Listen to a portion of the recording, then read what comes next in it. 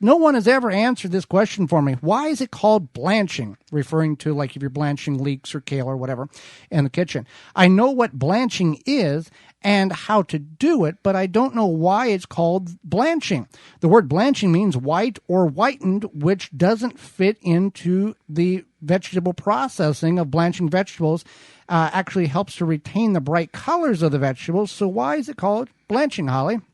Sure. So this is a different type of blanching, different meaning for the word, and the USDA calls it blanching because what happens is that those enzymes in those fruits and vegetables specifically, continue to grow and mature, even if you put that vegetable in the fridge or like a root cellar or whatever. So when you blanch it, you're stopping the enzyme process and right in its tracks. And Right. then when you freeze it, it stops it even more. But then it allows that vegetable to stay crisp and fresh. As fresh as possible, yeah. As fresh as possible.